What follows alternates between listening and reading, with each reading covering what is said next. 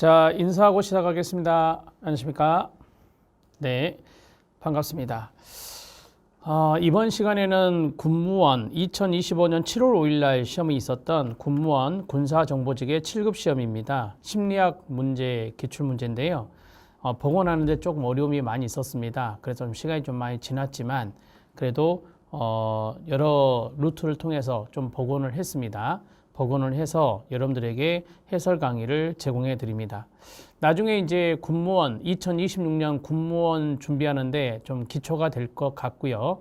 그 다음에 기출문제 강의, 메비우스 기출문제 강의 할 때 좀 더 구체적인 기출 해설을 해 드리도록 하겠습니다. 이번 시간은 여러분들이 이렇게 나왔구나 라는 개념으로 좀 이렇게 아웃라인을 좀 잡는다 라는 의미로 보시면 될 것 같습니다. 저는 제 홈페이지에 학습자료실에 얼마 전에 총평을 올려놨거든요. 그 총평을 좀 간단하게 말씀을 드리고 바로 1번부터 25번 문제 해설을 보도록 하겠습니다. 좀 더 구체적인 설명은 나중에 기출해서 또 활용하시기 바랍니다. 자, 먼저 관연도와 비교했을 때 중간 난이도 수준의 문제가 좀 많았습니다. 어려웠던 문제가 한 2문제 정도로 판단이 됐고요. 그 다음에 중간 문제 정도가 15문제 정도 됐으니까 좀 어렵거나 중간 정도가 한 17문제 정도 되고 쉬웠던 문제는 한 8문제 정도 되겠죠. 그래서 25문제가 되는데 좀 경쟁력 있는 점수는 88점 정도로 예상이 됩니다. 우리가 25문제인데 4개 정도 틀렸으면 여러분들이 참 잘 봤다. 이 시험에 대한 경쟁력은 있겠다라는 판단을 해보았습니다. 자, 출제 유형 분석을 보면은 우리가 이제 연구 방법론을 좀 많이 어려워하시는데 연구 방법론 문제가 가장 많이 나왔습니다. 4문제가 나왔고 그런데 이 연구 방법론 문제가 좀 이렇게 많이 까다롭게 등장하진 않았어요. 거기서 한 2문제 정도 조금 공부를 하셨어야 되는 문제가 있습니다. 심리검사 3문제, 발달심리학 3문제, 인지심리학 2문제, 사회심리학 2문제, 상담심리학 2문제, 이상심리학 2문제, 감각과 지각 2문제, 인지심리학 및 생물, 신경심리학이 1문제, 그 다음에 오리지널 생물 및 신경심리학이 1문제, 동기와 정서가 1문제, 학습심리학 1문제, 역사가 1문제 나왔습니다. 좀 골고루 출제가 되었다라고 볼 수 있습니다. 여러분들이 이제 제 이론서나 필기노트에 목차 그런 것들을 좀 잘 활용하시면 이런 문제들을 좀 수월하게 잘 해결했으리라 생각이 됩니다. 88점 정도는 충분히 맞출 수 있는 문제들이 아닐까 이런 생각을 해보았고요.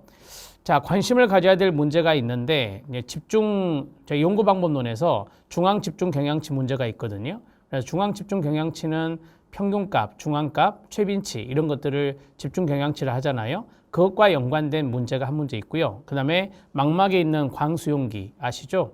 망막에 있는 광수용기가 바로 이제 원추세포, 추상체라고 하는 것과 막대세포라고 하는 간상체가 있습니다. 이러한 것들의 문제가 있었다 이렇게 말씀드릴 수 있어요. 자, 그리고 2026년 대비 학습법은 좀 간단하게 말씀드리면 커리큘럼에 충실하라 이렇게 말씀드리고 싶고요.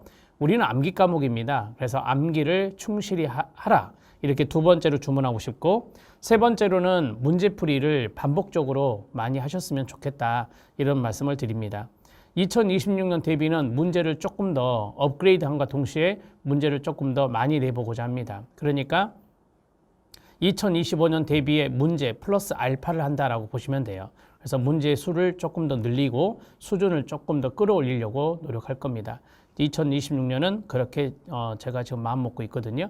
그렇게 알아두시고 공부 2026년 대비에 수험생 여러분들은 그렇게 해주시면 되겠습니다. 바로 들어갑니다. 자, 1번입니다. 1번은 심리학의 역사 문제인데요. 옳은 것은입니다. 자, 우리가 이제 분투의 구조주의 많이 들어보셨죠? 그 다음에 제임스의 기능주의, 그 다음에 파블로프의 행동주의, 그리고 베르타이머의 형태주의가 있습니다. 자, 앞으로 넘겨서 보시면 자, 분투는 내성법을 강조했죠. 자기성찰법이라고 하는데 내성법을 통해서 마음을 기본 요소로 분해하는 것이 어렵다? 아니요. 분해하고자 했습니다. 분해하고자 해서 구조주의라고 하는 거죠. 그러니까 우리의 마음을 어떠한 요소로 분해시키는 그러한 방법이 내성법인데 그걸 강조한 것이 구조주의니까 어렵다라고 하면 틀리겠죠. 분해할 것을 주장했습니다. 기능주의 제임스입니다.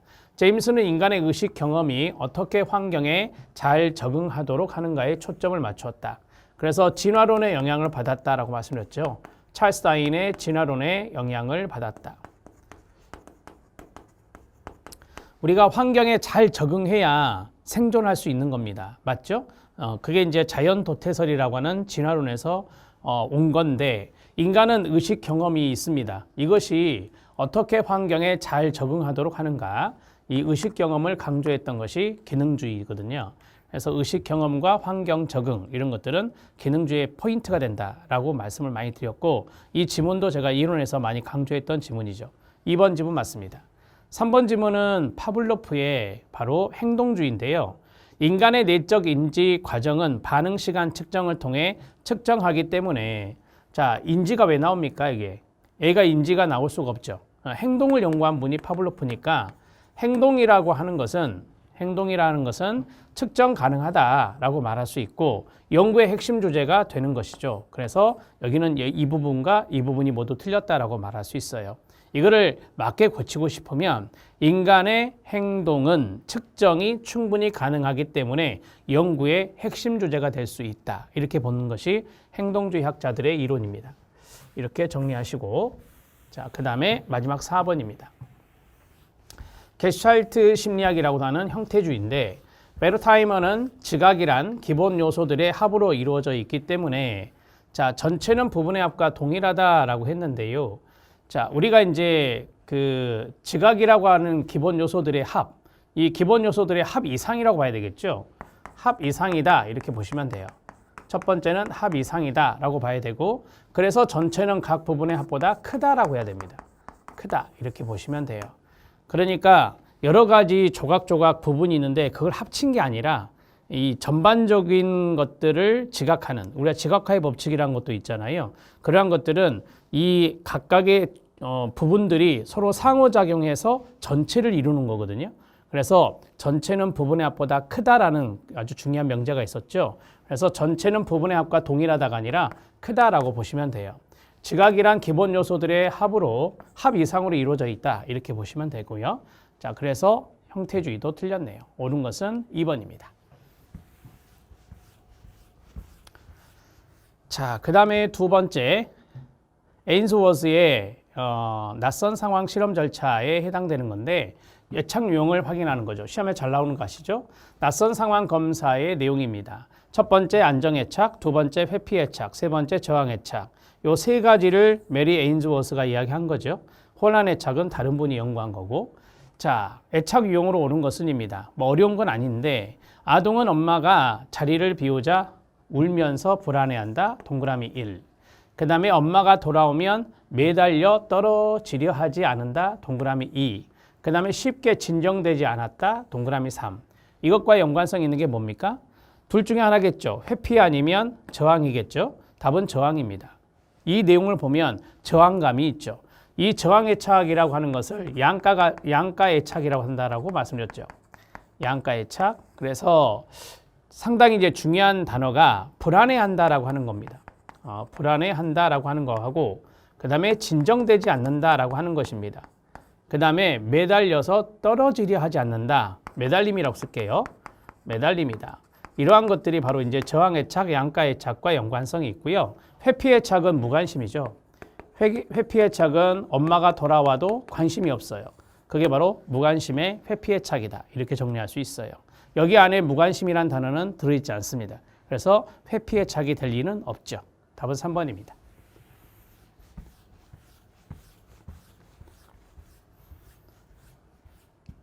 3번은 7세에서 12세까지를 우리가 아동기라 합니다. 아동기 발달에 대한 설명으로 옳은 것은입니다. 첫 번째, 자, 여기 정체감 형성의 밑줄, 두 번째 보존 개념에 대한 이해의 밑줄, 세 번째 생산성의 밑줄, 네 번째 추상적 사고의 밑줄, 구체적 조작기의 밑줄입니다. 자, 1번 탈락이죠. 1번은 청소년기입니다. 정체감 형성은 청소년기라고 말할 수 있고, 피아제, 에릭슨 이런 학자들이 쭉 나와 있네요.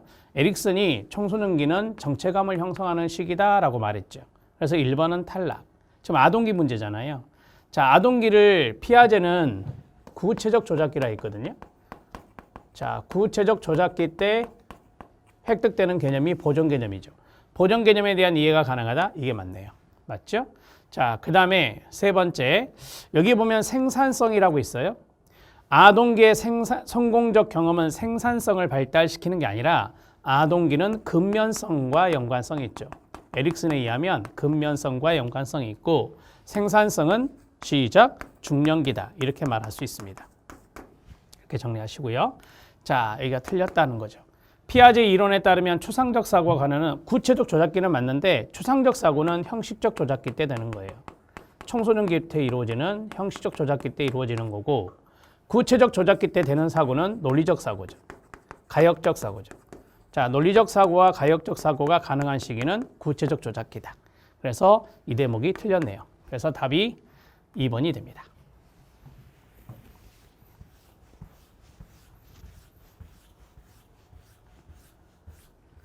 자, 4번입니다. 발달 연구를 위한 설계입니다. 횡단 연구, 종단 연구, 계열적 설계, 동시대 효과.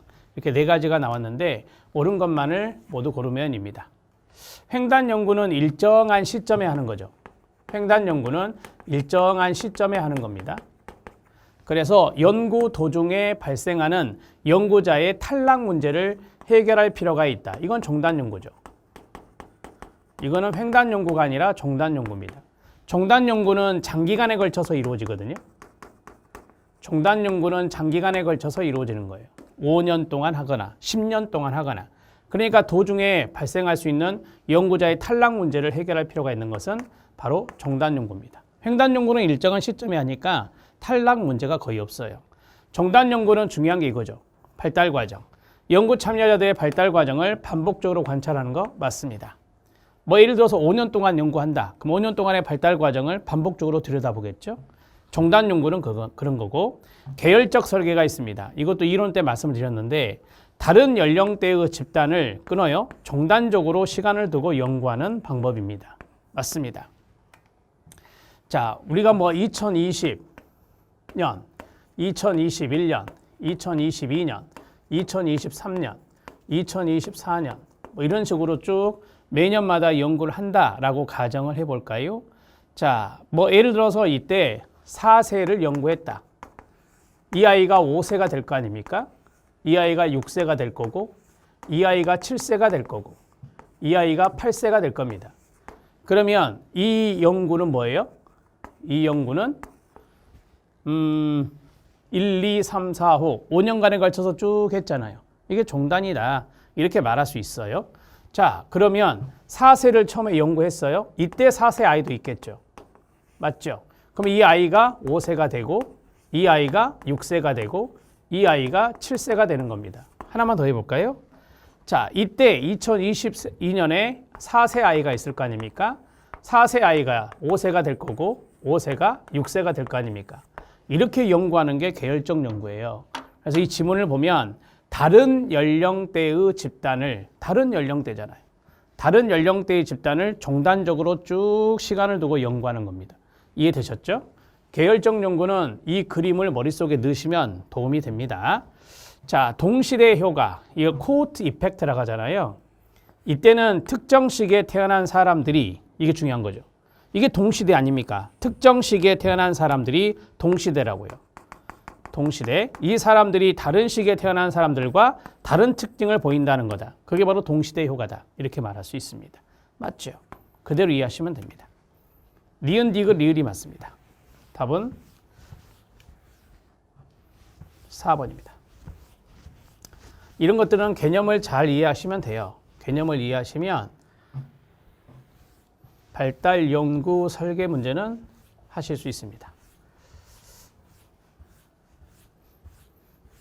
자, 그 다음에 5번 들어갑니다. 5번. 조건 자극과 무조건 자극의 시간적 순서에 따른 고전적 조건 형성의 절차에서 조건 형성이 가장 잘 일어나는 절차는 뭐냐? 배우셨죠? 지연 조건 형성이 가장 잘 일어나고 흔적 조건 형성, 동시 조건 형성, 역행 조건 형성이 가장 조건 형성이 잘 일어나지 않습니다. 자, 첫 번째 CS가 먼저 나오고 UCS가 나오면 CS를 멈춘다. 이게 지연 조건 형성이죠. 이게 답이겠네요. 1번이 답이다. 이렇게 보시면 돼요. 자, CS를 조건 자극 종소리로 해볼까요? 그 다음에 여기 무조건 자극을 먹이라 해볼게요. 자, 그러면 CS가 먼저 나옵니다. 종소리 딸랑딸랑 주고 UCS, 먹이가 나오면 CS를 멈춥니다. 그러니까 먹이가 나올 때까지 종소리를 쭉 주는 거예요. 그래서 먹이가 탁 등장하면 종소리를 그때 멈추는 거죠. 자, 이거는 조금 후에가 중요한 거죠. CS가 먼저 나오고 끝난 후에 조금 후에 UCS가 나온다. 먹이가 나온다. 이게 흔적 조건 형성이죠. 이게 흔적 조건 형성. 그림으로 그려드렸잖아요. CS가 쭉 가고 그 다음에 멈췄다가 간격을 두고 그 다음에 UCS가 들어간다 그랬죠. 자, 이게 바로 흔적이다 그랬어요. 흔적. 잠깐 멈춘 후에 조금 후에 UCS가 들어간다. 이걸 흔적 조건 형성이라 한다.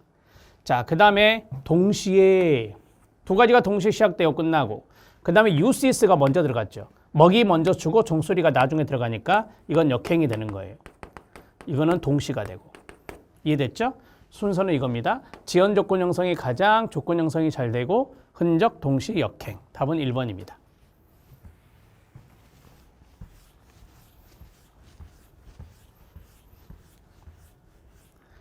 자, 6번 문제 들어갑니다.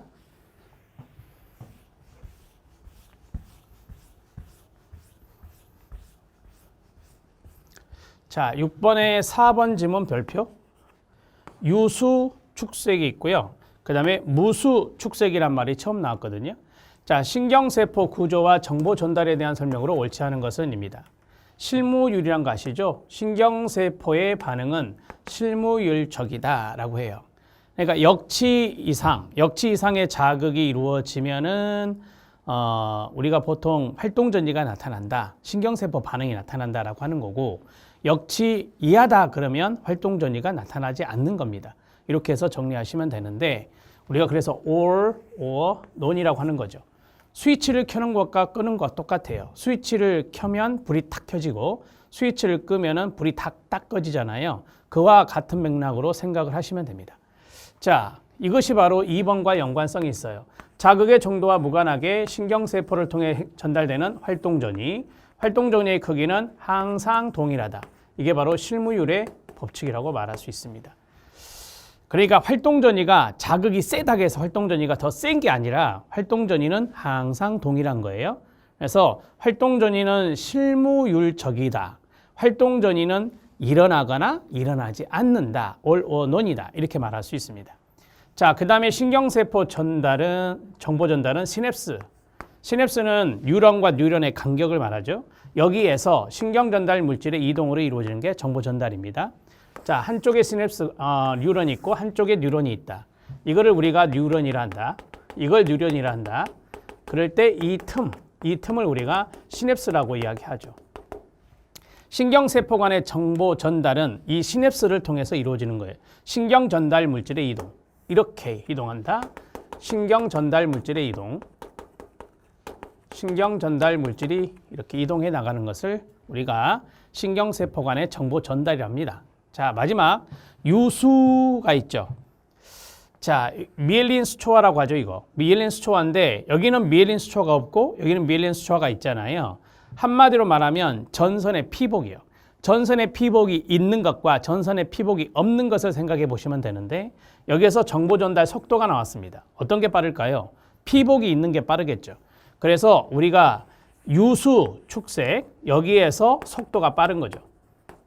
속도가 빠르다 이렇게 보시면 돼요. 자, 이론할 때 말씀드렸잖아요. 미엘린 수초화, 수초라고 하는데 또는 수초화라고 하는데 수초화가 되면 정보 전달 속도는 빨라진다 이렇게 말씀드렸거든요.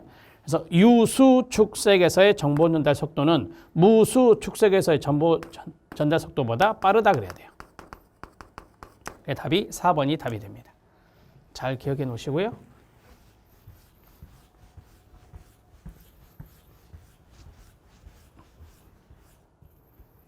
7번입니다. 기억체계 문제가 매번 나오는데 이번에는 좀 적었어요. 이번엔 좀 적었는데 이거요.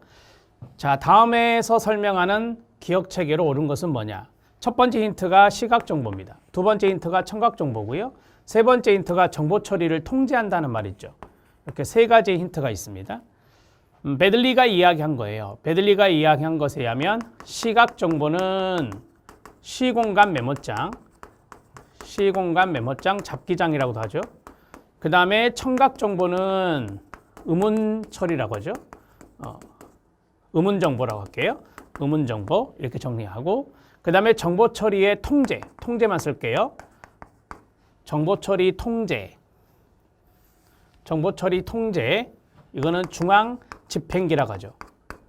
중앙 집행기. 생각나시죠? 자, 시공간 메모장이나 의문 정보나 중앙 집행기, 이것은 뭐다? 작업 기억입니다. 워킹 메모리, 작업 기억, 이렇게 정리할 수 있어요. 답은 3번입니다. 이렇게 정리하시죠. 시각 정보와 청각 정보를 일시적으로 저장하고 조작하며 정보 처리를 통제하는 역할을 하는 것은 작업 기억이라고 합니다.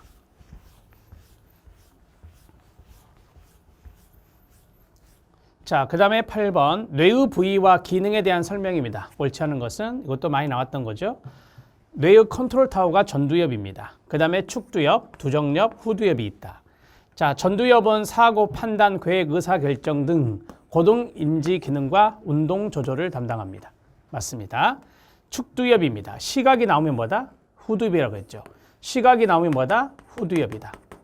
이거는 암기하셔야 돼요. 축두엽이 나오면 청각입니다. 축두엽이 나오면 청각이다. 측두엽의 치읓, 청각의 치읓을 머릿속에 기억하면 도움도 돼요. 자, 시각 정보를 주요하게 처리하고 시각 자극의 분석과 해석을 담당하는 것은 후두엽입니다. 자, 4번을 먼저 볼까요? 후두엽은 시각 나오죠? 시각 피질이 위치하여 눈을 통해 들어온 시각 정보를 분석하고 해석하는 역할을 한다. 이게 맞고, 두정엽입니다. 두정엽은 감각 정보 통합과 공간적 인지, 가장 중요한 단어가 이거죠. 신체 감각 처리. 제가 체감각이란 말씀드렸죠. 체감각은 통각, 압각, 촉각, 이런 것들과 연관성 있는 것이 바로 두정엽입니다. 그래서 감각 정보를 통합하는 거, 공간적인 인지를 담당하고, 그 다음에 신체 감각 처리의 중요한 역할은 두정엽이다. 이렇게 정리하시면 됩니다. 이게 전두엽, 이게 축두엽, 그 다음에 이게 후두엽, 이게 두정엽이에요. 그래서 위치는 그렇게 되고 각각의 기능을 잘 기억하시기 바랍니다.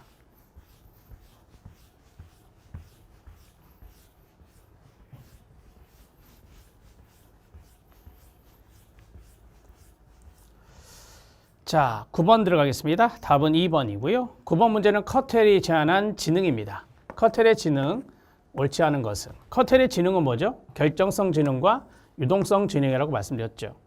자, 결정성 지능은 성인기 대부분에 걸쳐서 일반적으로 안정적입니다. 자, 성인기 대부분에 걸쳐서 안정적이다. 그 이유는 학습이니까. 후천적인 거니까. 그래서 안정적이다. 맞습니다. 자, 유동성 지능은 노화와 함께 저하됩니다. 왜요? 선천적 지능이니까.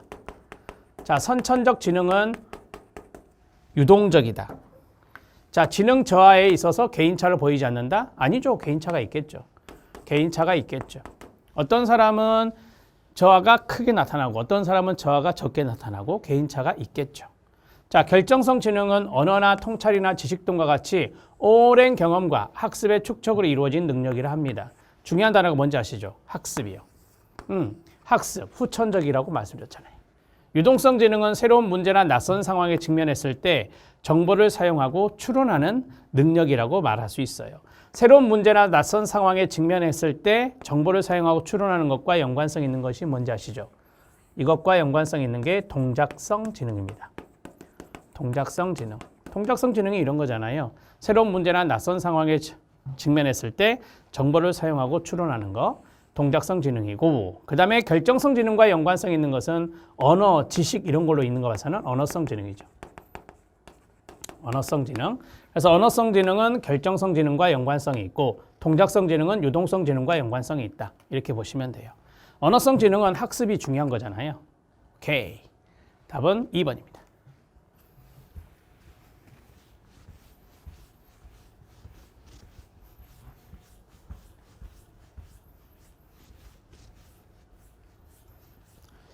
자, 10번 들어갑니다. 중앙 집중 경향치 나왔습니다. 자, 옳은 것은입니다. 자, 중위값이 두 개가 되는 경우 분포를 양분 분포라 한다. 이런 말 없거든요. 양분 분포란 말 찾지 않습니다. 중위값이 두 개가 되는 경우는 그 중위값을 더해서 2로 나누는 거예요. 그렇게 생각하시면 됩니다. 자, 보세요. 2, 4, 6, 8, 10, 12. 여기에 짝수잖아요. 지금 하나, 둘, 셋, 넷, 다섯, 6개가 있어요. 6개가 있다. 짝수가 있죠. 원래 중위값은 홀수였을 때 딱 중간값이에요. 자, 봐보세요. 이게 없다고 가정해 보세요. 그러면 중간값은 뭐죠? 6이잖아요. 6의 가운데 있잖아요. 자, 그러면 중위값이 두 개가 되는 경우가 있어요. 중위값이 두 개가 되는 경우가 바로 이거죠. 이게 짝수일 때, 6개 짝수일 때 가운데 있는 것이 요 녀석하고 요 녀석이 가운데 있잖아요. 그렇죠? 오케이. 자, 앞에 두 개가 있고 뒤에 두 개가 있잖아요. 그럼 여기 두 개가 중위값이 되는 건데 이 중위값을 구할 때는 이 두 가지를 더해요. 이 두 가지를 더하면 14가 되죠. 그 14를 2로 나누면 7이 되는 거예요. 7. 이것을 우리가 중위값이다 이렇게 계산을 한단 말이에요. 이론할 때 말씀드렸는데요. 그렇죠? 그래서 1번 지문은 이런 분포가 없기 때문에 그냥 X 처리하시면 되고요. 자, 평균값은 극단적인 점수에 큰 영향을 받겠죠. 받는다. 그러니까 중위값은 큰 영향을 받지 않습니다. 자, 평균값은 이게 극단적 점수가 있잖아요. 극단적 점수는 너무 높거나 너무 낮은 거예요. 너무 높거나 너무 낮은 거. 그것을 극단적 점수라고 할 수 있잖아요. 평균이 뭐죠? 모두 다 합산해서 사례수로 나누는 거예요. 그러니까 극단값이 뭐 너무 높은 점수가 있다 그러면 평균값이 커질 수 있고 너무 적은 점수가 있다면 작은 점수가 있다면 평균값은 떨어질 수 있거든요. 그래서 극단값의 영향을 받는 게 평균값이에요. 근데 중위값은 말씀드렸다시피 쭉 서열화했을 때 가운데 있는 것이니까 극단값의 영향을 덜 받지 않는다라고 보시면 됩니다. 이거는 서열화했을 때 서열화 시 쓸게요. 서열화 시 가운데 값이에요. 서열화 시 가운데 값이기 때문에 중위값은 그래서 극단값의 영향을 받지 않는다라고 보시면 됩니다. 극단 점수의 영향을 받지 않는다. 자, 모집단의 분포가 전혀 대칭적이지 않은 경우에는 중간값보다는 평균값 유용하다. 전혀 대칭적이지 못하다. 그럼 비대칭 분포잖아요. 비대칭 분포예요. 자, 보세요. 정규 분포 곡선은 좌우 대칭이죠. 이렇게 좌우 대칭이란 말이에요. 그런데 대칭적이지 않다라고 했잖아요. 대칭적이지 않다는 것은 어떻게 되는 거예요? 자, 이렇게 되거나 또는요. 이렇게 되거나 이게 이제 좌우 대칭이 아닌 거잖아요. 전혀 대칭적이지 않은 경우에 그러면 중간값이 유용할까요? 평균값이 유용할까요? 제가 앞에서 말했죠. 극단적인 점수. 여기 극단적인 점수가 있는 거예요. 극단적인 점수가 있는 거예요. 이건 낮은 점수가 있는 거고 여기는 높은 점수가 있는 거거든요. 따라서 어떤 게 유용하다? 중간값이 유용하다. 왜? 중간값은 극단적인 점수에 영향을 덜 받기 때문에. 그래서 중간값보다 평균값이 유용한 게 아니라 시작. 중간값이 평균값보다 유용하다 그래야 돼요. 이해됐죠? 이게 더욱 유용하다. 자, 이게 더 유용하다라고 보시면 되는데 이것은 몇 번을 설명하면 되냐면 2번과 연관된다. 이렇게 보시면 돼요. 자, 그러면 답이 4번이죠. 평균값은 모든 점수의 합을 총 개수로 나눈 거 맞죠? 이걸 평균이라 하잖아요. 자, 점수들이 정규분포에 가까울수록 유용하다. 네, 맞습니다. 제가 정규분포 곡선을 이제 금방 그렸잖아요. 자, 정규분포에 가까울수록 그랬으니까. 이게 정규분포죠. 이 가운데가 뭐예요? 평균이잖아요. 이 평균 지점에 몰린 사람들이 많죠. 사례수가 많단 말이에요. 그래서 정규분포, 점수들이 정규분포에 가까울수록 이 평균값은 유용하죠. 이 평균을 기점으로 해서 사례에 대한 분포를 설명하는 설명력이 높아지니까. 그래서 답이 4번이 답이 됩니다.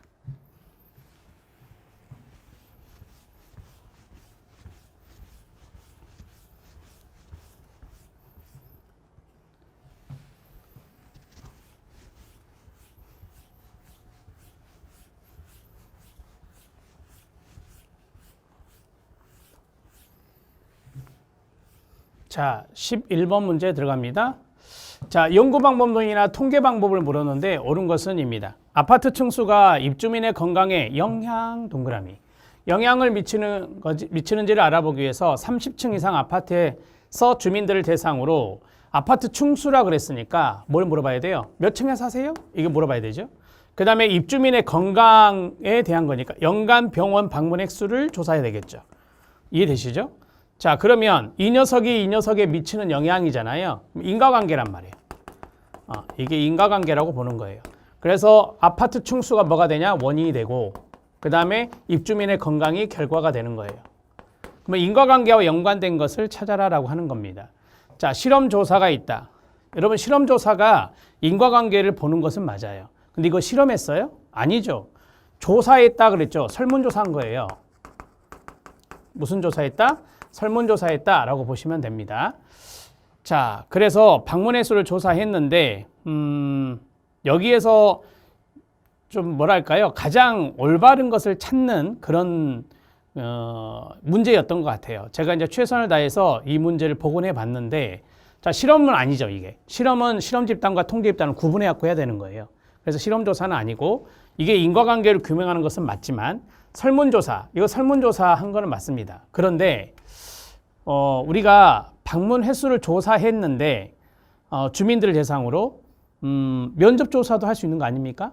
아니, 뭐 가서 내가 예를 들어서 몇 층에 사세요 물어보고 그 다음에 방문 횟수를 어떻게 설문으로 해서 물어볼 수도 있고 그 다음에 방문해서 물어볼 수도 있거든요. 이 설문조사하고 면접조사는 다른 거예요. 설문조사하고 면접조사는 다른 거죠. 설문조사는 되게 우편조사 이런 방법을 쓰는 거예요. 우리가 요즘은 구글링을 해서 만들어서 그 다음에 이제 카톡으로 보내거든요. 카톡으로 보내면 이게 전자설문조사가 돼요. 그래서 그것도 설문조사거든요. 근데 그건 방문한 거 아니죠. 그러니까 여기에서 보면은 이 조사는 설문조사를 할 수도 있고 면접조사도 할 수 있는 거예요. 같이 병행할 수도 있고. 자, 그 다음에 제가 인과관계라 그랬죠. 인과관계를 분석하는 회귀분석이거든요. 그래서 답은 저는 2번을 보는 거예요. 회귀분석이란, 여기 통계 방법이 나왔죠. 회귀분석이란 인과관계를 분석하는 거예요. 인과관계를 분석하는 것이 바로 회귀분석이라 하거든요. 상관분석은 아니에요. 상관분석은 A와 B의 관계를 보는 겁니다. 인과관계가 아니에요. 그러니까 쉽게 말하면 상관관계가 있다고 해서 인과관계가 있는 것은 아니거든요. 상관성과 인과성은 완전히 다른 거니까. 그래서 요거는 해당 사항이 없고 가장 올바른 것은 바로 2번이 답이 된다. 이렇게 처리하시면 될 것 같습니다. 아무래도 이것은 복원한 문제이기 때문에 여러분들이 참고적으로 보시는 게 좋아요. 근데 제가 뭐 그래도 최선을 다해서 설명을 해야 되니까 이 조사는 면접조사를 했을 수도 있고요. 설문조사를 했을 수도 있어요. 그래서 면접조사도 가능하고 설문조사도 가능하기 때문에 3번보다는 회귀분석이 가장 정확한 거다. 왜? 이 녀석은 인과관계를 분석하는 것이기 때문에 회귀분석을 해야 되는 거예요. 자, 그 다음에 12번. 실험 연구가 나왔는데 실험 연구의 문제 또는 이를 예방하기 위한 방법으로 옳지 않은 것은입니다. 우리 시험에 많이 나왔던 건데 첫 번째 요구 특성이 있습니다. 여기 요구 특성이 또 나오죠. 자, 그랬잖아요. 요구 특성은 문제점이다. 이거를 해결하기 위해서는 이중맹건법을 쓴다. 이중맹건법을 쓴다. 즉, 누가 실험 참여자에게 실험을 가했는지 또는 실험이 가해졌는지 가해지지 않았는지를 알지 못하게 하는 거예요. 블라인드라고 하죠. 이 블라인드, 더블 블라인드 메소드라는데 이런 것을 요구 특성을 해결하는 방법이라 해요. 그럼 2번부터 할게요. 요구 특성이란 실험 참가자가 자신에 대해 예상되는 것이 무엇인지 알게 되는 단서, 그것을 요구 특성이라 합니다. 자, 실험 참가자가 자신에 대해서 예상되는 것이 무엇인지를 알면 안 되거든요. 그 알면은 실험 참여자가 그 알게 된 단서에 의해서 실험에 임할 수 있기 때문에 그 실험의 효과가 뚝 떨어집니다. 그래서 요구 특성은 문제점이에요. 요구 특성은 문제점이에요. 자, 그러면 실험자는 요구 특성을 최소화해야 됩니다. 최소화하기 위해서 어떻게 하느냐? 실험의 목적을 숨기기도 합니다. 그게 바로 이중맹건법이다. 실험의 목적도 숨기고 누가 실험 처치를 받는지 그런 것도 모르게 하는 거죠. 그게 바로 이중맹건법이에요. 자, 4번 지문을 먼저 보겠습니다. 자, 이것을 기대유 영향이라 하거든요. 지금 3번에 보면 기대유 영향이라고 되어 있잖아요. 실험 참가자가 어떠한 기대감을 갖고 실험에 임하면 안 돼요. 그래서 기대유 영향이라 하는데, 자, 네 번째, 기대유 영향을 최소화하기 위해서 우리가 기대유 영향을 시험 문제에서 피그말리온 효과라고 했거든요. 피그말리온 효과로 나온 적도 있어요. 피그말리온 효과가 일종의 기대 효과 아닙니까? 긍정적인 기대가 있으면 점수가 올라가고 부정적인 기대가 있으면 점수가 떨어지고, 긍정적인 기대가 있으면 점수가 올라가는 게 피그말리온 효과고, 부정적인 기대가 있을 때 점수가 떨어지는 것이 뭐예요? 오케이. 그게 바로 골렘 효과죠. 그래서 이런 기대의 영향을 최소화하기 위해서 실험 참가자와 실험자 모두 실험의 처치 방식을 모르게 한다.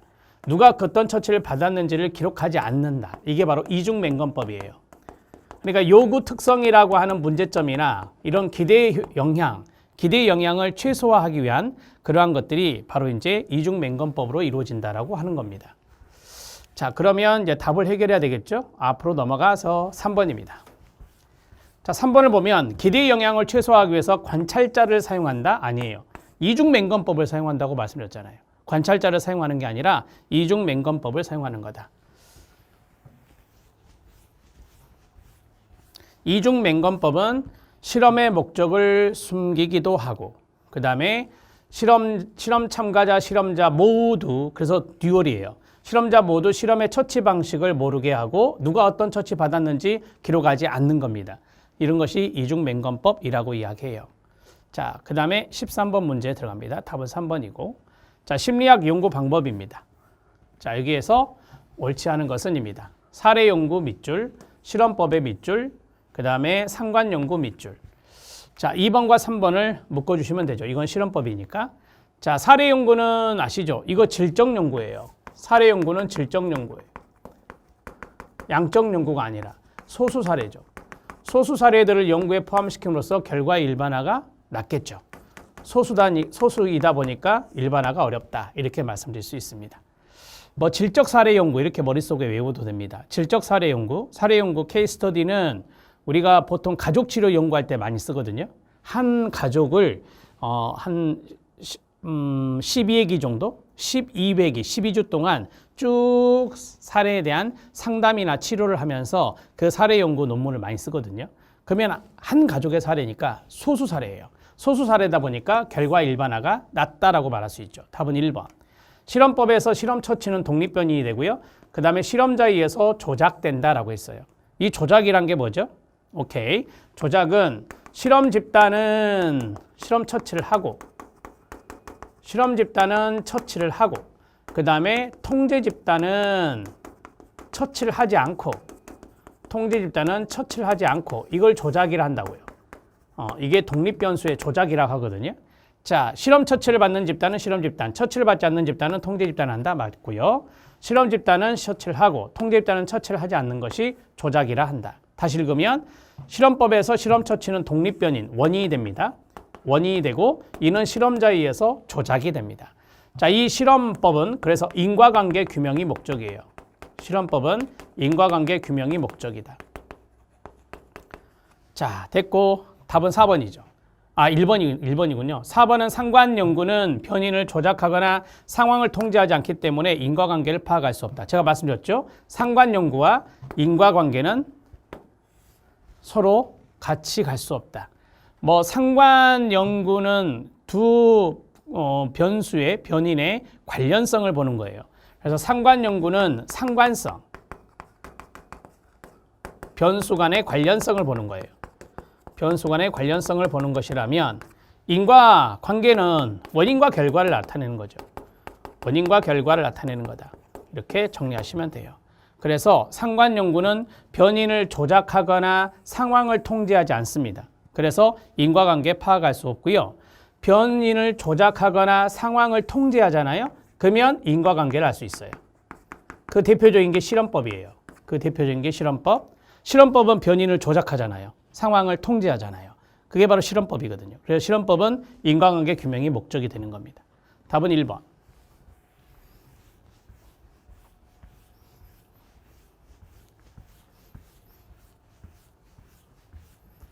자, 14번 문제에 들어갑니다. 자, 14번 문제는 귀인 이론의 문제입니다. 와이너의 귀인 이론. 자, 중간평가 시험을 못 본 대학생 김아무개 군이 다음 기말평가 시험을 잘 볼 가능성을 높여주는 귀인은 옳은 것은입니다. 자, 긍정적으로 이렇게 시험을 잘 볼 가능성이 높여준다. 가능성을 높여준다 그러면 노력귀인이에요. 노력귀인이 여기에 해당되거든요. 그래서 열심히 김아무개 군이 노력을 했을 때 이 기말평가 시험을 잘 볼 수 있죠. 그래서 노력귀인이 바로 안정적이다. 내적이다. 내부적이라고도 하죠. 그 다음에 통제 가능한 거죠. 자, 이 노력기인을 찾아라 이건데 첫 번째는 머리가 나쁘기 때문에 밑줄, 두 번째는 너무 어려웠기 때문에 밑줄, 세 번째는 공부한 것에서 많이 나오지 않았기 때문에 밑줄. 자, 여기 보면 내가 공부한 방법과 학습 시간을 잘 조정하면 이라고 했잖아요. 자, 공부하는 방법과 학습 시간을 잘 조정한다. 이게 노력성이라 말할 수 있죠. 이건 뭐예요, 여러분? 능력입니다. 이건 능력. 자, 이거는 뭐죠? 난이도입니다. 이건 뭐죠? 오케이, 운입니다. 자, 내가 공부를 열심히 했는데 공부한 데서 안 나온 거예요. 다른 데서 나온 거예요. 이것이 바로 공부한 것에서 많이 나오지 않았기 때문에 점수가 낮았다. 이게 바로 운이라고 하죠. 행운이라고도 하고. 자, 그러면 능력은 뭐냐? 이거 내부적이죠. 안정적이죠. 이건 통제 불가능해요. 이렇게 정리할 수 있어요. 자, 안정적이면서 내부적이면서 통제가 가능해야 돼요. 그래야 기말평가 시험을 잘 볼 가능성이 높아지거든요. 자, 난이도는 벌써 외부적이에요. 내가 어떻게 할 수 없는 거예요. 이해됐죠? 오케이. 자, 우리가 안정적, 통제 가능. 이거 외웠던 거 기억나세요? 이게 4가지가 있고 여기 3가지가 있다 이렇게 말씀드렸죠. 여기에 뭐가 있어요? 난, 능, 노, 편이 있죠. 여기는 편, 도, 노가 있죠. 이게 암기법이잖아요. 자, 그러면 이게 지금 난이도 아닙니까? 이게 난이도잖아요. 그래서 외부적, 안정적이다. 난이도는 제가 어떻게 할 수 없죠. 여기 보면 난이도가 없죠. 통제 불가예요. 이건 통제 불가다. 이렇게 보시면 됩니다. 자, 운이라고 하는 것은 여기도 없고 여기도 없어요. 맞죠? 그래서 이건 외부적이에요. 그 다음에 불안정적이에요. 운은 있다가도 없고 없다가 다 있는 거니까. 그 다음에 이건 통제 불가능해요. 이걸 다 써드린 이유는 그래도 공부를 하셔야 되니까. 자, 노력기인에 해당되는 것은 4번이죠. 내가 공부한 방법과 학습 시간을 잘 조정한다는 것은 본인의 노력을 해보겠다라고 하는 거예요. 그래서 안정적이고 내부적이고 통제 가능할 때 긍정적으로 변화될 가능성이 높아지는 겁니다. 답은 4번이에요.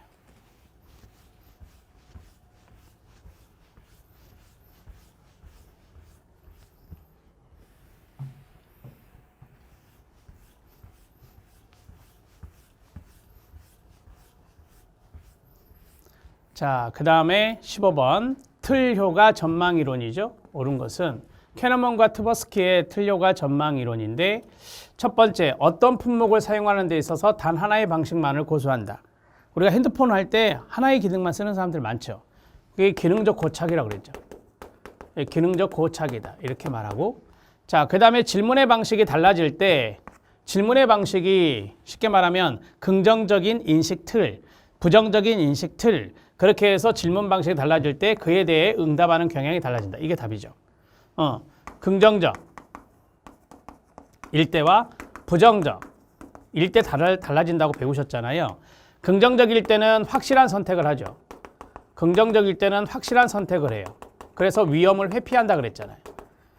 위험을 회피한다. 이렇게 말하고, 그 다음에 부정적일 때는 불확실한 선택을 한다 그랬어요. 부정적일 때는 불확실한 선택을 한다. 그래서 위험을 추구한다 그랬잖아요. 위험 추구형이다. 이렇게 정리했죠. 그래서 질문의 방식이 달라질 때 그에 대한 응답하는 경향도 달라진다고 말씀드렸죠. 답은 2번이네요. 자, 사례들이 마음에 의식에 쉽게 떠오르면 그러한 사건은 흔하다라고 추론한다. 이게 뭐죠? 가용성 휴리스틱이죠. 가용성 휴리스틱. 많이 배웠고 기출에서도 많이 풀었죠? 자, 어떤 일에 이미 많은 비용이나 노력을 쏟으면 어떤 일에 이미 많은 비용이나 노력을 쏟았다. 이게 선크 코스트, 매몰 비용입니다. 이게. 자, 그럴 때 그 일을 그만두지 않고 기꺼이 하게 된다. 이게 비합리적 선택이죠. 그래서 매몰 비용의 오류라고 해요. 매몰 비용 오류.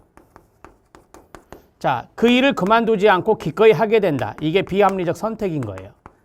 비합리적 선택을 하니까 이것을 오류라고 하는 거예요. 오류. 앞에는 매몰 비용이에요. 어떤 일에 이미 많은 비용이나 노력이 쏟아졌다면 이거는 선크 코스트, 매몰 비용이 되는 거고 그 일을 그만두지 않고 기꺼이 하는 것은 비합리적 선택이니까 오류가 되는 거예요. 그래서 매몰 비용 오류라고 합니다. 답은 2번이에요.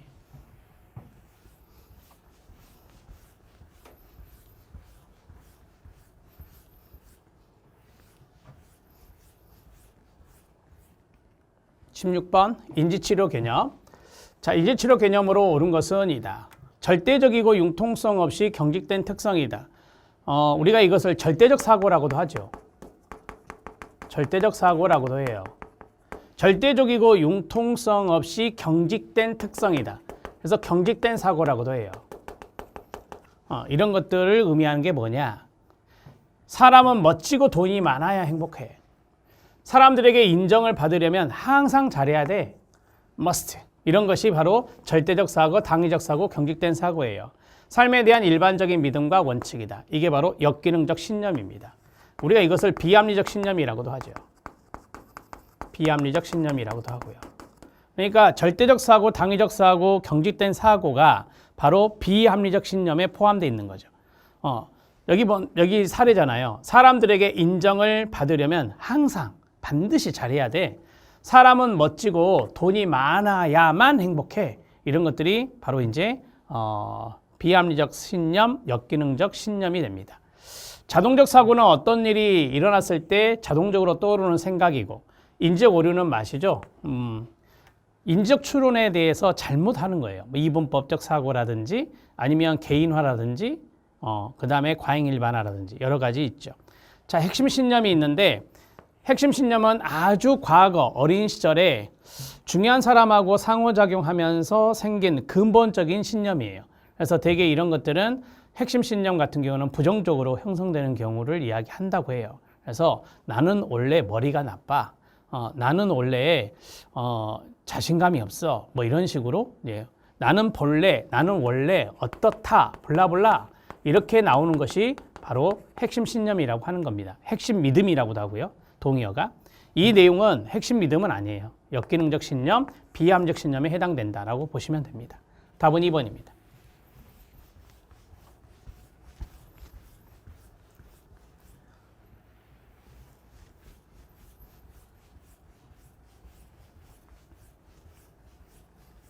자, 17번은 구체적이고 측정 가능한 치료 목표. 여기가 중요한 거 아닙니까? 구체적인 치료 목표, 측정 가능한 치료 목표를 지닌 심리치료로 옳은 것만을 고른 것은. 정신분석은 없죠. 정신분석은 내면이니까 구체적이고 측정 가능하기 힘들어요. 인간의 심리를 측정하는 게 쉽지 않거든요. 행동은 가능하죠. 행동은 눈에 보입니다. 관찰이 가능해요. 구체적이고 측정 가능한 목표가 가능합니다. 인지치료도 마찬가지예요. 인지치료는 왜 그러냐면 인지치료는 인지적인 측면만 들여다보는 게 아니라 정서적인 측면도 들어보고 행동적인 측면도 들여다보거든요. 그래서 우리가 이것을 인지, 정서, 상담이라고도 하고 인지, 행동, 치료라고도 하거든요. 그래서 인지적인 측면, 정서적인 측면, 행동적인 측면을 모두 다 보기 때문에 우리가 구체적이고 측정 가능한 치료 목표가 가능합니다. 자, 그 다음에 인본주의는 이런 거 추구하지 않아요. 구체적이고 측정 가능한 치료 목표를 추구하지 않고 여기서 중요한 것은 상담자, 치료자의 태도가 중요하죠. 이것을 중시하는 거예요. 아시죠? 무조건적 긍정적 존중, 공감적 이해, 진솔성 이런 것들을 강조하는 거예요. 자, 그래서 구체적이고 측정 가능한 치료 목표를 지닌 심리치료는 두 개, 니은과 디귿이다 이렇게 말할 수 있습니다. 답은 3번입니다. 구체적이고 측정 가능한 치료 목표 하면 꼭 기억하실 게 행동이 중요하다. 그 행동적인 개념이 들어있는 것을 여러분들이 찾으시면 됩니다. 자, 18번 들어갑니다. 다음 사례와 관련된 이론은 뭐냐? 라자루스의 인지평가 이론, 제임스 랑게 이론, 캐논 바드 이론, 헐의 추동 이론이 나왔습니다. 자, 놀이동산에서 롤러코스터를 탄 사람이 있고 그 다음에 회전목마를 탄 사람이 있습니다. 자, 일련의 이성 사진을 보여주고 호감도를 결정하도록 한 결과 그 다음이 중요하겠죠? 그 다음을 한번 읽어볼까요? 시작.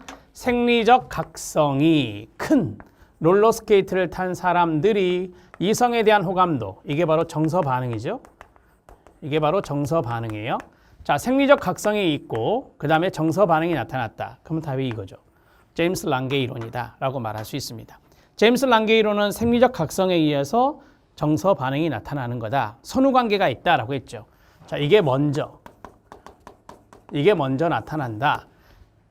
생리적 각성이 큰 회전목마보다는 롤러코스터가 훨씬 더 생리적 각성이 더 셀 거 아닙니까?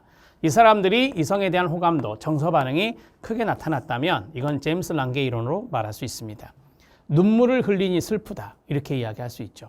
자, 캐논 바드 이론은 이게 두 가지가 동시에 나타난다라고 하는 거예요. 즉, 생리적 각성하고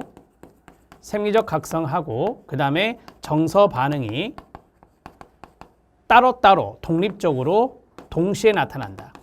동시에 발생한다 라고 보는 것이 바로 캐논 바드 이론입니다. 이거는 선후관계가 있어요. 이것이 먼저 나타나고 그 다음에 이게 나중에 나타나는 거예요. 선후관계가 있는 게 제임스 랑게고요. 자, 많이 배우셨으니까 아시죠? 답은 2번입니다.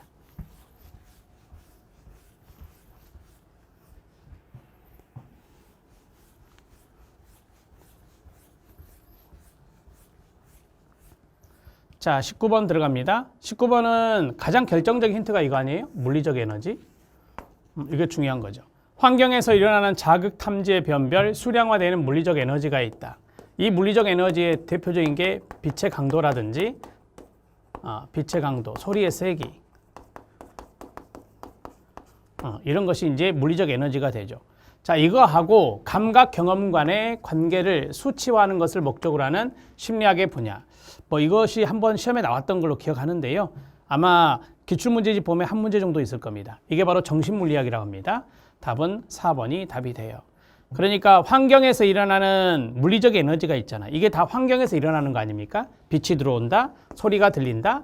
이게 물리적 에너지예요. 이거하고 감각 경험 간에 그러면은 이것은 시각이 될 것이고 이것은 뭐예요? 청각이 될 거 아닙니까? 감각 경험과의 관계를 수치화하는 것을 목적으로 하는 게 바로 정신물리학이다. 이렇게 보시면 돼요. 나머지는 신경 쓰지 마시고.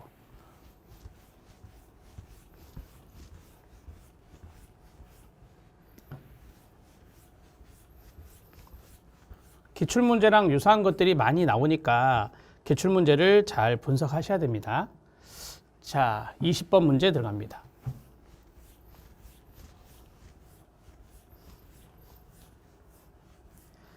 자, 20번 문제는 망막에 있는 광수용기 문제인데 이 네 가지 지문 다 이게 있어요. 빛이 전혀 없는 경우, 빛이 전혀 없는 경우, 빛이 전혀 없는 경우, 그 다음에 빛이 전혀 없는 경우. 네 가지 다 이게 있잖아요. 여러분, 빛이 없어요. 아주 암흑이야. 그러면 간상체가 작동할 수 없거든요. 빛이 전혀 없는 경우에는 야간시와 연관성이 있는 간상체가 작용하지 않아요.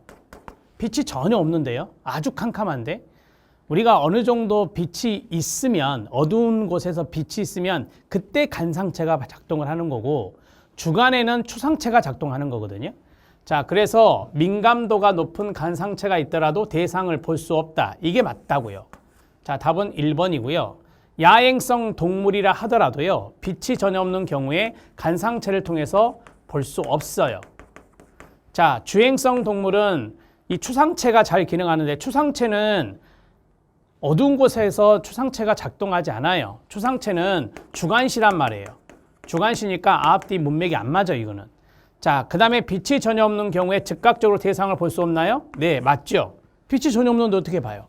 볼 수 없어요. 빛이 전혀 없는 20분에서 30분 후에 암수능을 통해서 대상을 볼 수 있다. 에이, 빛이 전혀 없는데 어떻게 봐요? 못 본다고요. 이렇게 보시면 돼요. 이 암수능이 뭐죠? 암수능? 암수능은 우리가 밝은 곳에 있다가 영화관 생각하면 돼요. 밝은 곳에 있다가 어두운 영화관에 들어가잖아요. 그러면은 이게 캄캄하죠. 캄캄한데 점차 이게 수능이 돼요. 쉽게 말하면 어두운 곳에서의 수능을 말하는 거예요. 그게 바로 암수능이에요. 이해됐죠? 그 다음에 어두운 곳에서 밝은 곳으로 나올 수도 있잖아요. 그죠? 어두운 곳에서 밝은 곳으로 나올 때는 명수능이라 하는 거예요. 이해됐습니까? 그래서 암수능은 좀 느려요. 암수능은 느린데 어두운 곳에서 밝은 곳으로 나오면 추상체가 작동을 확 하니까 암수능 과정은 보다 더 짧아요. 명수능 과정은 짧고 암수능 과정은 길어지는 거예요. 우리가 이제 경험상에서 느끼죠. 어두운 곳에서 밝은 곳으로 나올 때가 긴지, 그 다음에 밝은 곳에서 어두운 곳을 갔을 때 긴지, 암수능이 시간이 길어요. 명수능은 짧고. 이렇게 정리하시면 됩니다. 답은 1번입니다. 빛이 전혀 없으면 못 본다는 거. 자, 그 다음에 21번 성격검사에 대한 건데 옳지 않은 것은 입니다. 객관적 성격검사는 신뢰도와 타당도가 높은 편인지 아시죠? 표준화했으니까. 그럼 MMPI-2는 객관적인 성격검사 맞고요. 다양한 임상척도가 있죠. 10가지가 있는 거 아시죠? 10가지의 임상척도가 포함되어 있습니다. MMPI-2는 미네소타 단면적 인성검사 두 번째 판입니다. 자, 그 다음에 검사 상황을 구조화한다? 검사 상황을 구조화하는 것은 객관적 검사죠. 이건 객관적 검사예요. 투사적 검사가 아니라. 이해됐죠? 오케이. 자, 검사 상황을 구조화하는 것은 객관적 검사고 응답자의 사회적 바람직성을 최소화한다? 아니요. 이게 나타날 수 있죠. 이게 나타날 수 있어요. 무슨 검사는? 객관적 검사는. 사회적 바람직성에 쭉 체크하는 걸 뭐라고 하죠? 네, 특정의 오류 중에 체계적 오류라고 그래요. 이걸 체계적 오류라고 그래요. 체계적 오류. 체계적 오류. 특정의 오류가 나타나는 게 객관적 검사거든요. 그래서 이걸 맞게 고치고 싶으면 자, 객관적 검사는 검사 상황을 구조화하며 응답자의 사회적 바람직성이 나타날 수 있다는 단점이 있다. 이런 식으로 가야 되죠. 이건 단점이에요, 단점. 체계적 오류잖아요. 오류는 좋은 게 아니니까 단점이라고 보면 되겠죠. 구조화하는 것은 객관적 검사다. 기억해 놓으시고. 로샤 검사, 로르샤 검사, 잉크, 블럿 테스트라고 하죠. 자, 로샤 검사는 투사 검사 맞습니까? 맞습니다. 검사자의 해석 능력이 무엇보다 중요합니다. 쉽게 말하면 임상적 해석 능력이 엄청 중요한 게 투사적 검사입니다. 객관적 검사 해석과 투사적 검사 해석 비교해 보면 투사적 검사가 훨씬 어렵거든요. 그래서 투사 검사는 검사자의 해석 능력이 무엇보다 중요하다. 맞습니다. 답은 3번입니다.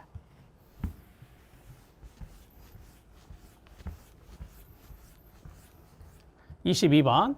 자, 이것도 쉽죠. 심리검사에서 특정 개인의 점수를 교준 집단의 점수와 비교해서 상대적으로 어느 위치에 있는지를 알려주는 것과 관련 있는 것은 규준이죠.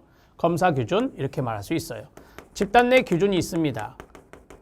집단 내 규준의 세 가지는 백분위 점수가 있죠. 규준 집단과 비교했을 때 당신은 백분위 95입니다. 상위 5%에 해당됩니다.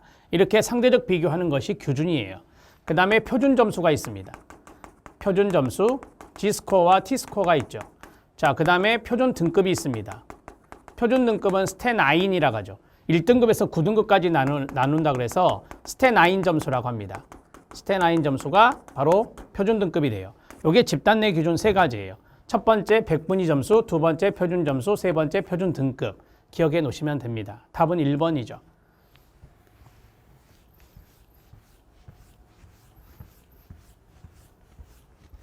자, 23번 문제 심리검사에 대한 겁니다. 옳은 것은 입니다. 투사적 검사는 앞에서 말했죠. 검사자의 해석 능력이 많이 요구됩니다. 많이 요구된다. 이렇게 쓰시고요. 자, 그 다음에 문장 완성 검사. SCT는 투사적 검사죠. 투사적 검사. 투사적 검사. 쉽게 말하면 문장이 미완성된 것이 있어요. 거기에다가 문장을 완성하는 검사, 글을 쓰는 겁니다. 그러니까 이건 투사적 검사가 되고 객관적 검사는 검사자의 주관적 해석에 개입될 가능성이 적다. 맞죠? 왜요? 객관적이니까. 이거는 표준화돼 있잖아요. 이거는 표준화돼 있다고요. 표준화. 객관화돼 있어요. 객관화되어 있기 때문에 검사자의 주관적 해석이 개입될 가능성이 적죠. 주관적 해석이 개입될 가능성이 큰 것은 투사적 검사예요. 이 그림을 보고, 그 다음에 이 글을 보고, 그 다음에 이 이야기를 듣고, 그게 투사적 검사에서 하는 거 아닙니까? 그것을 본 다음에, 그것을 들은 다음에 어떻게 해요? 오케이, 주관적으로 해석하는 거니까. 투사적 검사가 주관적 해석이 개입될 가능성이 큰 거고요. 객관적 검사는 표준화하고 객관화했기 때문에 이것은 적습니다. 이게 장점이죠. 이걸 다른 말로 뭐라고 하는지 아세요? 객관성 증대라고 하죠. 객관성 증대. 이렇게 정리하면 돼요. 자, 투사적 검사는 자기 보고식 뿐만 아니라 타인 보고식 검사도 포함된다. 아니, 객관적 검사가 그래요. 객관적 검사가 그래요. 자, 객관적 검사는 자기 보고식이죠. 어떤 문항이 있다. 그러면은 자기가 생각해서 자기가 체크하는 거예요. 이게 자기 보고식. 타인 보고식 검사가 있어요. 아동 청소년 행동 평가. 아동 청소년 행동 평가 척도. 아동 청소년 행동 평가 척도가 있어요. KCBCL이라는데 이것은 부모들이 평가합니다. 부모의 보고예요. 부모 보고식 검사입니다. 부모 보고식 검사. 그러니까 자기 자녀, 아동을 생각하면서 체크하는 거예요. 청소년 자녀를 생각하면서 체크하는 거예요. 누가? 부모가. 이것이 바로 타인 보고다. 자, 이게 객관적 검사거든요. 이해됐죠? 오케이. 그래서 여기가 틀렸다. 객관적 검사가 들어가야 돼요. 객관적 검사. 답은 3번.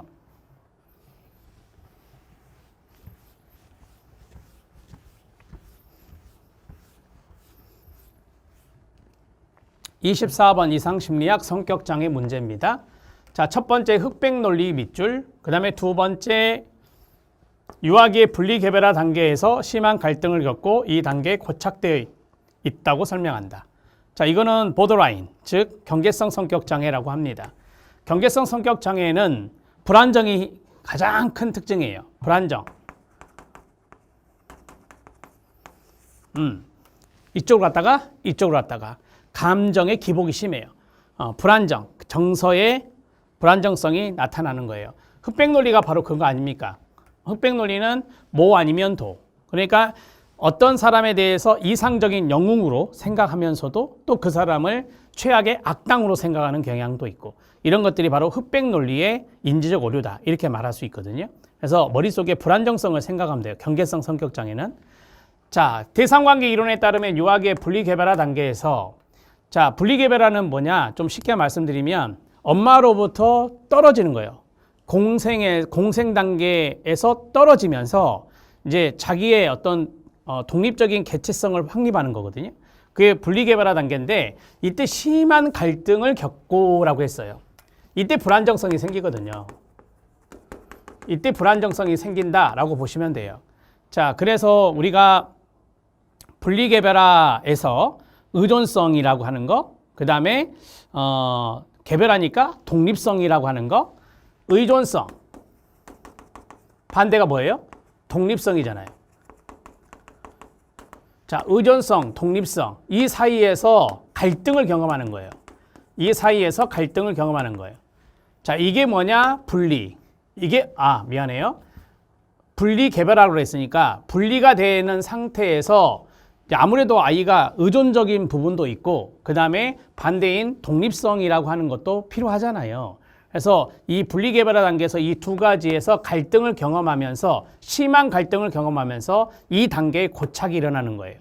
그래서 의존성, 독립성에서 왔다 갔다 하면서 불안정성을 보이는 거죠.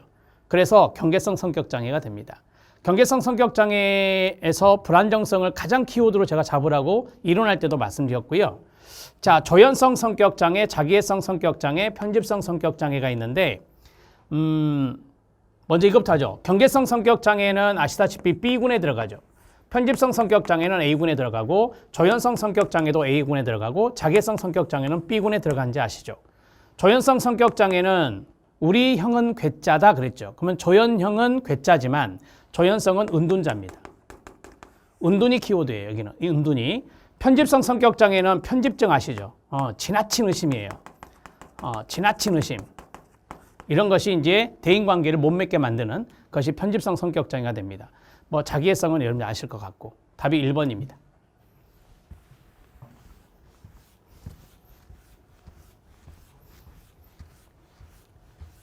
나중에 기출문제집 나오면 그때 해설을 잘 읽어보시면 돼요. 25번 마지막 문제는 주요 우울장애입니다. 옳지 않은 것은 우울이죠. 자, 우울은 도파민이 저하되고 세로토닌이 저하되고 노르에피네프린이 저하되죠. 자, 그런 것이 우울이에요. 남성보다 여성이 더 많아요. 여성의 우용률이 더 높습니다. 맞고요. 그 다음에 정신역동 이론에서는 애착이라고 하는 것이 중요한 포인트가 되는데 애착 대상에 대한 상실이 우울증을 유발합니다. 맞습니다. 우리가 이제 정신역동 이론은 아무래도 이제 무의식적인 측면도 있지만 우리가 애착, 구강기, 항문기, 남근기, 생식기, 잠복기, 생식기 이렇게 5단계로 나눈 분이 프로이드잖아요. 그럴 때 구강기 때 바로 애착이라고 하는 것이 형성돼야 되는데 그 애착 대상에 대한 상실 이런 것들이 우울증을 야기한다라고 보시면 됩니다. 자, 그 다음에 도파민이 높다가 아니라 도파민이 높은 것은 조현병이죠. 조현병의 양성 증상이 도파민 수준이 높다라고 배우셨잖아요. 자, 그러면 우울증과 연관성 있는 것은 뭐냐? 제가 앞에서 말씀드렸잖아요. 세로토닌, 노르에피네프린, 도파민의 저하입니다. 세로토닌의 결핍, 노르에피네프린의 결핍, 도파민의 결핍 이런 것들과 연관성이 있다. 인지이론은 자신, 세상, 미래 이걸 뭐라 하죠? 인지삼재라고 하죠. 인지삼재. 쉽게 말씀드리면 우울증의 원인이 되게 하는 세 가지의 비합리적인 생각들. 자, 여기에 대한 부정적인 생각이 우울에 영향을 준다라고 해요. 나는 되는 일이 없어. 세상은 참 불공정해. 나의 미래는 암울하네. 이런 것들이 바로 인지삼재의 부정적인 생각들입니다. 이런 것이 심하면 심할수록 우울 증상을 보인다. 누구의 이야기죠? 아론 백. 아론 백이 이야기했던 것입니다. 이렇게 정리하시면 돼요. 답은 3번입니다. 자, 이렇게 해서 25문제 풀어봤습니다. 시간이 조금 길 수밖에 없어요. 25문제를 한 번에 가니까 그래도 여러분들이 마지막까지 최선을 좀 다해 주시고 나중에 이제 우리가 지금 이거는 기출 해설 특강이기 때문에 좀 짤막하게 진행을 어느 정도 했는데 다음에는 이제 13문제, 12문제 나누어서 2강에 걸쳐서 할 겁니다. 그럴 때는 조금 더 디테일하게 설명을 해 드리도록 하겠습니다. 열심히 하시죠. 수고하셨습니다.